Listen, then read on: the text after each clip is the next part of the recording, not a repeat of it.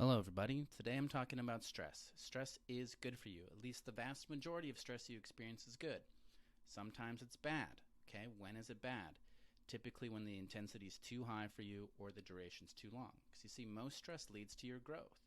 It's challenging to you such that it encourages you to grow, develop, reinforce yourself, get stronger, become more resilient. That's stress like gravity, that's stress like going to school, work, relationships, all, most of the time, good for you, okay? So when does it become bad? Duration, intensity. Let's break down stress into its categories so we can learn more. There's physical stress, there's biochemical stress, and there's mental emotional stress. Physical stress could be something like exercise, good for you generally speaking if it's the right exercise for you. Harmful physical stress, if the intensity is too high, think like getting hit by a bus. Too much stress all at once. Or duration, think sitting in a desk for 8 hours a day for 2 decades. Not too intense, but over long periods of time, it starts to wear down your body. It's too stressful. Okay, biochemical stress could be something like eating food, right? It's technically stressful. Your body has to break it down and deal with it. Generally speaking, if you're eating well, that's a good stress for you. Negative biochemical stress could be like a really potent virus, could be drinking arsenic, cyanide, whatever. And then, let's say, duration biochemical stress could just be like smoking a pack a day for a few decades, right? Intensity is not super high, but over time it wears down your body. Same with just like a bad diet for too long, okay? You can have pizza, wings, beer tonight, your body, most people, be fine. But if that's all you do for a while, that stress becomes too stressful over time. Then there's mental emotional, okay? Mental emotional stress. Most of the things that we do that are hard and challenging, good for you, but it could be too intense, right? Losing a loved one, you can't deal with that all at once. Or the duration could be long, right? You're in an unhealthy, toxic situation for a long time. You can handle it for a little bit, but over time it starts to break you down. Okay, so those are our 3 categories. Again, now we can start identifying, is this intensity right for me? Is this duration leading to a path that will be destructive over time, right? Am I heading for a collision right into a wall? Okay, very important. I think we get these. Now, what makes mental emotional stress so important is because unlike physical and biochemical, where generally we're dealing with the stress of the moment, like in present time, emotional stress, because of our memories, both conscious and subconscious memories, can stack over time.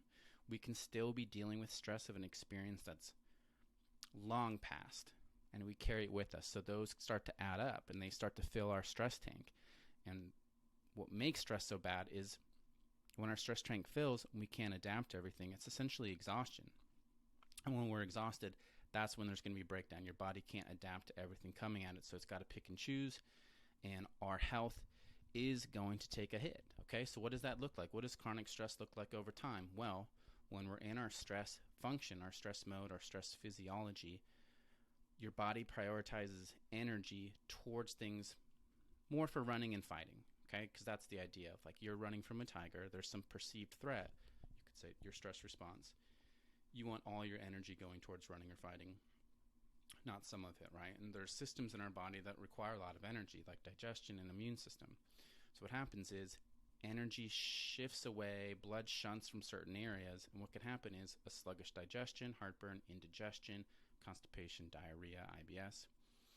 A sluggish immune system, like immunosuppressed, you can get sick easily.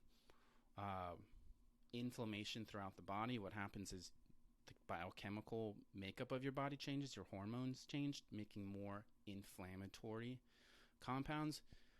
Cortisol is your primary stress hormone. As you're stressed and you're dosing yourself with cortisol, you're dosing yourself with blood sugar. Cortisol's main job is to liberate stored energy in the form of glycogen, sugar. And so now you're stressing your body with more sugar in your system if you're not actually running and fighting. Brain function shifts. You become more midbrain dominant, meaning you're more reactive and emotional, and you lose your ability to think abstractly, conceptualize, maybe relate to people. Healing gets suppressed. You're making hormones for running and fighting, not for recovery, because again, healing takes a lot of energy. So that's what it looks like over time. So what do? Well, you first want to be real with yourself. You face the stress, talk to professionals, breathing breaks, go on walks, do yoga, talk to someone who can help. I'd love to help you. Feel free to reach out. We can have free conversation. Just go to my website, drjakehyde.com. All right, guys. Bye.